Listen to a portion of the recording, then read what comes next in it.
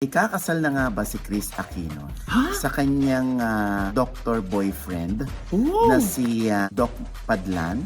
Oh? Ito nga, may magbabalik kapamilya na rin. Ay, sino? Tago natin sa pangalang Tinago mo pa, ibinanggit mo din yung pangalan. Asensya na po kasi may pamilya rin akong binubuhay. So, nung lumipat dun sa ibang istasyon, tapos nawala rin yung show, tapos ngayon nagbabalik, ayaw na nila. Sino ba yung tinutukoy mo na? May clue? Ay, mahusay din. Ay, pinakita na raw ni Julia Montes ang kanyang daughter kay Ay. Coco Martin. Oo. Itong si Paolo at si Kim Chu. Hindi naman natin alam kung saan naman nila gustong ikasal. Hello mga ka-update! Ito po ang inyong mga lingkod. Ito po si Mamaloy. Ito po si Mamal. Ito po si OG Diaz. At ito naman po si OG Diaz ulit. Yes. At ano pa nga ba? Ang lagi niyong inihirit sa amin. Ay! Ichika mo na! Dali! Kasi pwedeng maingay, no? Bakit? Oo. Kami hinihintay na doon sa wedding.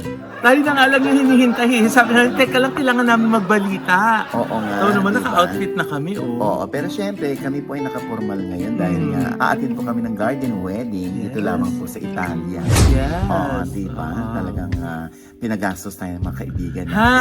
Oo, oo. Gusto nila maramdaman kung gano'n natin sila kamahal. Yes, at mahal na mahal natin sila kasi ang mahal. Oo. Si Jonnifer Santos at si Jeremiah or si Jeremy Fabia. Chef Ayan. Jeremy, yes. Nakakatuwa, oo. Oh, sana oh. At ang nakakaloka nito, Loy, no? Oo. Yung mga fans kasi si Jeremiah o si Jeremy Fabia dahil isa siyang chef. At isa Celebrity rin- chef. Celebrity Yes. chef. Mm. Oo, parang maraming may crush sa kanya. Tapos, ba, ang dami nila sinasabi. Parang aayaw nila na maging masaya si Jeremy. Oo. Pagka ganun, hindi naman natin maibigay ang kagigayaan ng isang tao. Yes. Hayaan natin siya maging masaya. Tama. Kung paano, kung gusto rin ninyo sumaya, ano namang magagawa namin? Diba? Diba? Basta importante habang nabubuhay, ikaw ay may karapatang sumaya. Hanapin Yes. mo kung ano ikaliligaya mo. Yes. Ang importante, hindi ka nakakatapak ng ibang tao. My love is stronger than any bashers out there. Kayang-kaya kong ipaglaban kung ano yung laman ng puso ko. At ang laman ng Sana- puso mo ay? Yung pagmamahal ko para sa kanila. So, Ay kung mahal ako ng mga taong nakapalibot sa akin, mamahalan din nila kung sino yung mahal ko. ikaw naman, inaanak John. Ano masasabi mo dahil may mga basyo si Jeremy, parang yung iba naiinggit sa'yo, yung iba nabubwisit sa'yo. Ano masasabi mo? Isa lang masasabi ko. Ano? Eto, turo mo sa akin to eh. Oh. Hindi ko magawa. Ganun lang yun eh. Isa pa nga. Hindi lang. Konti na lang. Si Je. Ganun lang yun. Oh. Ganun lang yun. First time natin mag-anak sa kasal. Yes, ito pa lang ang inoohan mo. Oo. Sa dami na nag-alok. Oo, sa dami na nag-alok ng anakin sila sa kasal. Itong dalawang kaibigan natin. At sa Italia pa. Diba? Oo. Kasama natin dito ngayon si Donita Nos at saka si Chad Kinis. Oo, Diba? oo. Si Lauren Uy at saka si Vince Uy. Yes. Ang gaganda ng mga staff, no? Ng mga restaurant. Oo. Magaganda talaga. Magaganda at mga gwapo din. Ayun. Yan bang gusto mong marinig? Oo. Sabi ko, kung sa atin yan, viral yan. Diyos ko. Diba? Ang tatangos ng ilong. Oo, Diyos ko, parang gusto ko manghingi sa kanilang ilong. Oo, kahit good for 2 years, no? Grabe, ang tutulis ng mga ilong. Kahit nila. saan ka lumingon, no? Ang gugwapo ng mga Italiano. Ito nga, kahit nga ako, hindi ko kalkali ng ilong ko at pamugaran niya ng booger. Naku, booger. Hindi pa rin para ikatangos ang ilong ko yun. Yan bang gusto mo marinig? Hindi ah! Yun eh. Hindi! Sabi ko lang, ang tatangos ang ilong. Kasi nga tuwan-tuwa ka, lagi mong binabanggit na, ang ganda ng ilong oh. Yun na Grabe, lagi ang mo gaganda nakikita ng mga ilong eh. nila nung first time ko rito sa Italy. Yes. Oo, anyway, syempre, tuloy pa rin ang ating balitaan, ano? And Yes. speaking of kasal, may nakakaloka itong balita na ito, Loy, no? Oh, bakit? Na ikakasal na nga ba si Chris Aquino sa kanyang doctor boyfriend Oh. na si Doc Padlan? Oh, Ay, nako, nakakaloka ng taon. true na. ba yan, Nay? Ayun na nga, kumakalat ngayon ng balitang yan at nag-post pa na garden wedding din. Ang kanilang venue? Oo. Wow. Ayan, agad naman siyempre tumalima itong ating Kuya Dindo Balares na itunuring ding ama si Kuya Dindo ni Chris Aquino. Kaya ang kanyang panganay na si Chris Aquino ay nagsalita na din. Dahil nga gustong linawin ni Kuya Dindo kung gaano katotoong ikakasal na siya. At ano nga bang sabi ni Chris? Ito na nga, Nay, sabi ni Chris. Oh. Kuya Dindo, the best answer to that fake news is, how can your panganay who has adult onset asthma and has publicly admitted to having chronic spontaneous urticaria and is currently undergoing treatment that makes her extra sensitive to direct sun exposure, and as you yourself know, sobrang allergic ako sa mga dahon ng puno, especially grass, as in damuhan. Does it make sense na pipili ako ng outdoor venue na punong-puno ng halaman? Hindi lang ako ang may asthma, si Bimb also has asthma.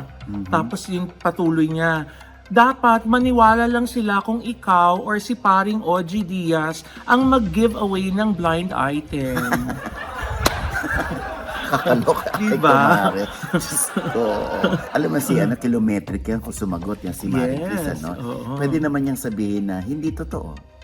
Period. Umuuga po yung camera namin. Sorry po, mahangin. Pero syempre, bilang paglilinaw na rin ni Chris, ayan straight from the horse's mouth, Yes. nilinaw na ni Chris, hindi siya ikakasal. Doon pangalan daw sa chikang outdoor venue, hindi na agad totoo. Si Maring Chris ngayon nagpapagaling, nagpapalakas. Oo. At tumawag nga sa akin si Bimbi. Ano sabi? Sabi niya sa akin, Tito Ogie, Oh. kailan mo bivisit si Mama? Sabi ko, ay naku, pagdating ko from Italy, Wow. dadalawin ko ang mama mo. Yay. Oo. Kasi nga, syempre, si Maring Chris, may usapan kami niyan. Ay, Hindi ko ayun muna naman. pwede ibulgar dito, no? Yes. Oo, di ba? Dami mo nang ginagawa, Nay. Kaya pa ba ng powers ko? Kayo pa ba? Kaya yan. Oo, Yes. Oo. Iwas dementia tayo dyan. Yes. Kailangan marami kang ginagawa at kailangan na magbabawas ka naman ng mga hindi ka pakinabang na mga trabaho. Oo. Alam mo, ang importante ngayon, Loy, no? Lalo na pag nagkakaedad ka, parang what makes you happy yun ang gawin mo. Tama. Di ba? Hindi naman lahat pera eh. Minsan, check it eh. Kaya credit card. Kaya wala akong machine pang credit, Oo nga, pang swipe. Anyway, joke lang. Basta importante, nagpapagaling si Maring Chris ngayon. At all out ang support naman ni Bimbi. At kasama ang kanyang nurse na si Kuya Noel Alonso. Yay, Alam mo Kuya yan? Noel, hello. Syempre, from time to time, si Tita Mary nandyan din. Yes. Para umalalay kay Chris, hindi ba? Oy, naku, ito na nga ang balita natin, Syempre si James Reid ay nakita na sa ASAP. Oh. Nagkausap na sila ng upper management at may gagawin nga siyang proyekto mula sa ABS-CBN Studios. At syempre, bukod sa pag-welcome kay James Reid sa ASAP. Kasi nga, di ba, tuloy-tuloy na rin ang kanyang career at maluwag na siya dahil wala na yung kanyang partner na si Jeffrey O. Ayan na nga. Busy-busyan ulit si James. Ano ba proyekto gagawin niya, Nay, sa ABS-CBN? Abangan mo, parang teleserye. Ay. Teleserye o pelikula, whatever it is, basta galing yung ABS-CBN Studios. May ka-love team ba siya ngayon? Ay, naku, parang wala yata. Oo. Kaya wag na nating ilusyonin pa yung J-Bill. Pahinga na yon. Syempre, pinahuhulaan kung sino pa yung susunod. Doon sa pagkatapos sa James Reid, eto naman, nagkaroon ng intrigahan si Miss Catering na raw ba ang magiging regular sa ASAP? No, guest lang po si Miss Catering. Sa katunayan, nagkaroon pa ng intriga. Oo, yung guesting nitong si Miss Catering. Dahil nga nasabi niya doon sa kanyang guesting sa ASAP, parang nagkaroon ng choir sa kanyang Justin Bieber song. Eto nga, tinawag na nga siya ng mga guys at sinabi niya doon sa ay, nagwawater-water ang aking lato-lato. Diyos ko po, pwede ba naloka yung mga tao? Sa TikTok, ay lumabas na baka raw maparusahan ng MTRCB ang ASAP Dahil nga doon sa tinura nitong si Miss Catering. Nang ibig sabihin ng water-water na lato-lato ay parang gay lingo na nagwe-wet siya. Yun, nagwe-wet siya. O anyway, alam ko naman na wala namang mali siya yun kay Miss Catering. Parang gano'n na lagi yung sinasabi niya eh. Siguro nakalimutan niya na nasa TV siya, na hindi po pwedeng mga ganong salita. Kaya naman, humingin na rin ng sorry si Miss Catering sa kanyang nasambit na tungkol doon nga sa pagwawatir-watir niya dahil ang daming ang nakapalibot sa kanya na mga guys na sino ba naman hindi magwawatir-watir doon? Kaya lang, hindi naman para sabihin yun sa national TV. Or at least isang lesson learned yan para kay Miss Catering na dapat next time, behave siya pag sa TV. Sa vlog, okay lang yun, Diyos ko. Oo. Pero, at least, di ba, nakapag-guest ang lola nyo sa ASAP, Diyos ko, na pinapangarap ng ibang influencers yan. And I'm sure yung ibang influencers na iinggit. Otherwise, natutuwa din naman sila dahil nag-guest nga itong si Miss Catering sa number 1 na Sunday show ng ABS-CBN. Di ba? Yung ngawit na ako, ang sakit-sakit na ng kasi nasa kama ako. Ito nga, may magbabalik kapamilya na rin. Ay, sino? Sino? Walang iba, itago natin sa pangalang Maha Salvador. Ay, tinago mo pa. Binanggit mo din yung pangalan. Oo, hindi. Alam mo ba ngayon talagang si Maha ay sumasayaw-sayaw na pagkapanganak. Diba? Oo, I mean, nag-ano na siya, nagpapaganda na ng katawan para sa kanyang pagbabalik nga ay, ayun na nga, bonggang-bongga, hindi ba? Kilalang dance empress ng si Maha Salvador. Yes. Oo. Talaga namang kabog yan pag nasa dance floor. Ay, Inaabangan lagi ang number. Ay, naku, oo. Diba? Oo, kaya Diyos ko po. Welcome back, Maha Salvador. Oy. At sana tuloy-tuloy na yan. Hindi siya kasama dun sa dating binabanggit mo na mga hindi na makakabalik ng ABS-CBN. Oh, definitely, oo. Oo, kasi nga syempre nung araw na kailangan ng tulong ng ABS-CBN, kailangan nila ng mga artistang mananatili sa kanila kahit wala ng prangkisa. Nandyan yung mga may show ngayon. Bilang pagtanaw ng utang na loob din ng ABS-CBN sa mga artistang nanatili. Di ba meron din namang mga artista na tinawagan pa, wag ka nang umalis, ganyan, baka naman matulungan mo kami. Tapos sasabihin dun sa upper management, ay, pasensya na po kasi may pamilya rin akong binubuhay. So, nung lumipat dun sa ibang istasyon, tapos nawala rin yung show, tapos ngayon ay nagbabalik, ayaw na nila. Sino ba yung tinutukoy mo na? May clue? Ay, mahusay din. Mahusay din tong host na ito. Ay, ano ba nasabi kong host? Host! Sorry. Ganun naman talaga ang buhay, hindi ba? Kung hindi ka sa amin naniniwala nung una, kailangan namin intindihin na may pamilya ka rin binubuhay. Pero ngayon nawalan ka ng show dyan at babalik ka sa amin, syempre ipaprioritize muna namin yung naging loyal sa amin. Diba? O ganun lang naman din ang buhay, diba? Pag nagpakita ka ng maganda sa akin, mas magandang ipapakita ko sa'yo. Pag nagpakita ka ng kabutihan sa akin, mas kabutihan ang ibibigay ko sa'yo. Pag salbahe ka, problema mo yun. Correct. Kaya lagi mo sinasabi na, di ba, don't burn bridges. Huwag ka magpapakawala ng mga masasamang salita dun sa istasyon na nakatulong sa'yo. Ay, sino na naman yung tinutukoy mo? Meron mong blind item sila. Sino to, Lloyd? Go ahead. Anong clue? Nagsisimula sa capital letter. Kinulong mo yan sa akin kanina. Sabi mo, i-item natin. Hindi Naku. Naalala ko lang, yan ang lagi mong binabanggit. Oo nga, pero Huwag magpapakawala ng masasamang salita. You don't bite the hands that feed you. Yes. Oo, naku, ayun ang sinasabi natin. Parang ganyan din yung sinabi ni Julia Montes dun sa cryptic post niya, di ba? Na ano? Yung tungkol dun sa dating natulungan, pero ngayon sinisiraan siya. Tapos sabi niya, oo, ikaw yan, alam mo kung sino ka. Sabi ni Julia Montes na gano'n. Katuloy isip ng isip yung mga netizen, sino yung pinatutungkulan niya dun sa kanyang cryptic post? Yun nga. Tapos mayroon pang nag-comment, baka naman part yan ng promo ng Saving Grace. Oo. At ito na nga, ay pinakita na raw ni Julia Montes ang kanyang daughter, Coco Martin. Oo, doon sa isang flight nila ni Sam Milby. Oo nga, Nay. Ang ganda ng bata, tsaka kahawig ni Coco Martin. Oo, pero ang pagkakaalam ko dyan, hindi naman nila anak yan. Talaga ba? Oo. Oh, Yan yun yung sabi ng bata mga sa Saving netizen. Grace. Okay. Napagkamalan. Oo, mahusay daw na bata yan. Diyos ko, isa siyang nina ng ginto. Parang ganun. Wow. Oo, kaya yan ang i-develop at i-molde ng ABS-CBN para maging big star someday, yung batang yan. Oo, oo. Mali mo yan ang next Julia Montes. Oo, Diba? mali naman natin, hindi ba? Tama na yung speculation na anak yun ni Julia, no? Kasi, ang pagkakaalam ko, di ba, parang pinipilit na nga sila magpakasal ni Gerald. So, bakit magkakaroon sila agad ng anak? Hindi ba? Nay! Mali!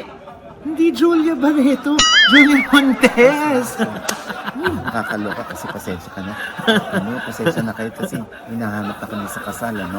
Pero sa totoo lang, ibigay natin kay Julia Montes at kay Coco Martin yung privacy nila. Kasi yan lang naman ang pinakaiingat-ingatan ni Coco.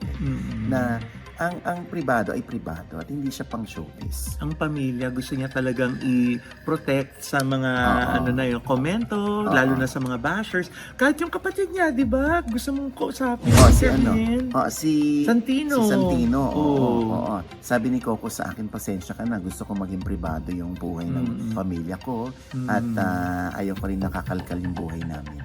Yung ganun. So, yun ay iginalang natin. Kaya, yun din ang sinasabi ko sa kanila na intindihin natin kung ano yung gusto ni Julia at ni Coco. Diba? Para sa kanilang pamilya, bigay natin sa kanila yung privacy. Hindi naman lahat pag-aari ng public Porque public figure ka pag-aari ka na ng ano. Meron ka rin dapat na itinatago para sa sarili mo. Para hindi masira. Kasi pag yan binihadad mo sa public, ayan na, binibigyan mo ng space yung public na magkomento, mag-judge, mag-suggest, manghimasok sa buhay niyo. Pero ang galing na yung Direk Coco sa punto na yan, ano? Pero mo all these years, talagang naproteksyonan niya na talagang privado yung kanyang family life. Oo. Ganun naman dapat, di ba? Katulad nito, hindi ba? Yung private time ni Kim Chu at ni Paolo Avellino, yung bike. Oo. Di may nakakuha pa rin ng mga pictures. Sa kanila, may nakakuha pa rin ng video na silang dalawa ay nagbibisikleta. Di ba? Talagang pag public figure ka, wala. Talagang kasali pati buhay mo. Kahit naglalakad ka lang sa mall dahil gusto mo lang mapag-isa, gusto mong mag-shopping, di ba? Etong si Paolo at si Kim Chu. Siyempre, yung iba pinapalagay na may relasyon sila. Pero wala pa rin namang inaamin itong si Kim Chu at si Paolo. Bakit kaya? Oo. Siguro gusto nila maging pribado. So gusto nila maging pribado, pero ibig sabihin ay meron silang relasyon. Tinatago lang nila. Lalo ko sinabing ganun. Sabi mo, gusto maging pribado Oo nga, kung ito na naman ako, manimisinterpreta naman ako, Diyos ko po. Anyway, marami naman talagang fans at maging ako, no, na fan ng Linlang at ng What's Wrong with Secretary Kim. Nagwi-wish na sana maging si Paolo at si Kim Chu na. Oo, Diyos ko, bagay naman sila. Wala naman silang tinatapak ng ibang tao. At saka they look so happy together. Oo. Pag magkasama sila, alam mo, iba yung glow nila pareho. Oo. Diba? So, oo na mag-on na sila. Alam mo, don't put words into my mouth. Oo, hayaan natin silang umamin, mag-deny, o mag-confirm. Oo, ang importante, marami natutuwa sa Kimpaw. Naman. Oo. Number 1 ka dyan. Fan na fan ka niyan. Oo. Alam mo, nabanggit mo kanina na yung gusto nila maging pribado. Kaya yung ibang mga artista, no, yung mga nakakwento ng mga Pinoy dito, gustong-gusto ng mga artista na dito nagpupunta sa mga liblib na party ng Italia. Dahil nga na-experience nila maging ordinaryong tao. Correct. Yung nakakapamasyal, nakakakain ng walang mga matang nakamasid at mga maraming dumudumog. No? Oo. Kaya hindi naman natin alam kung saan naman nila gustong ikasal. Ang Kimpaw? Don't put words into my mouth, Ha? boy. Andiyan na ba yung words? Tinignan. Literal. Ay, wala ko sinasabi, ha? Ha? Ito si Loy talaga. Ah? Maldita ng tao. Uy! Wala kasi yung mga bakla sa likod eh. Palit- Ako muna nagmamaldita. Palibhasa.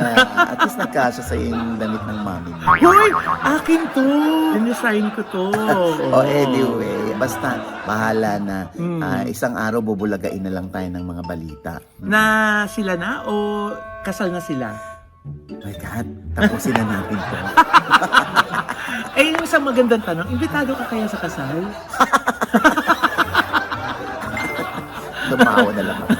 And with that, mga kaibigan, ito po ang inyong mga lingkod. Ito po si Mama Lo, yung mga nanonood sa amin na hindi pa namin subscriber. Please subscribe now na. Click niyo po yung subscribe button na nandiyan sa ibaba. At kung naibigan niyo po yung aming episode ngayon at meron kayong komento sa lahat namin chika, comment below, click the like button at huwag kalimutan i-click ang notification Dahil bell. pag kinlik nyo yan, kayong unang-una manonotify na meron kaming latest update, ha? At syempre pa ang kanya-kanya naming channel. Yes, sana manood at mag-subscribe po kayo sa channel ko. That's Mamaloy, M-A-M-A-L-O-I. At nandiyan po nakapost ang aming pong first days dito sa Italia. Naku, kasama po syempre si Chad Kinis at saka si Donita Nos. Yan, nandiyan po Ayan. sa vlog ko yan. Oo. Ayan, at syempre ang akin pa rin panayam kay Raul Dilio. Yes. Oo, yung pambansang kapre sa teleserye, sa mga pelikula, at ang kanyang mga pinagdaraanan sa buhay. Sobrang Ayan. nakaka-inspire. May mga may mga tumutulong sa kanya matapos mapanood ang aking panayam sa kanya. Yay! Sa OGDS Inspires po yan na nasa I1TFC na rin po, ha? Thank you po. Oo, at syempre pa, nako, eto na. Oh. Nag-file na rin ang kanyang kandidatura. Itong tatakbong mayor na si Sam Versosa. Oh! Ayan, oh. Oh, 'di ba? Nagpunta rin sila sa Liwasang Bonifacio para kitain ang libu-libong mga naniniwala kay Sam Versosa. Good luck! Kaya good luck, ha. Good luck, Mayor SB. Pasalamatan natin ang Envy Skin Beauty and Wellness Center dahil talagang, di ba, bonggang-bongga yung skin natin dito sa Italia. Di ba? At ang ating po mga ngipin ng Gorgeous Smile Dental Clinic. Thank you so much! Yes, at syempre pa, sa October 25 na po ang Sunny Puersa ni Era Covers at ni J Heart Music yan sa District 1 BGC. Yes. Yan, ha? At ang ticket po ay 1,500 at dyan po kayo tumawag para magpa-reserve agad dahil very limited lamang po ang seats. Yes. Okay? At syempre pa, ito pa rin po inyong lingkod, Papa Osin OG Diaz na lagi nagsasabi, nagpapaalala sa inyo na sa tuwing gigising po tayo tuwing umaga, wag na wag po tayong makakalimot, ha, na magpasalamat sa Panginoon dahil tayo kanyang ginising. Ibig sabihin, may mission pa rin po tayo sa buhay. Sabay-sabing, every gising is a blessing! At ano pa nga ba ang lagi nyong inihirit sa amin? I-chika mo na! Dali! Nandun na yung Alam mo, andun na coordinator. pasensya na kayo, ha? Talaga minadali lang namin para sa dahil mahal namin kayo, no? Yes, we love you so much. Oo. Talagang naghihintay na yung pastor doon. Halika na, Nay, dali! Ay! Napakasandot!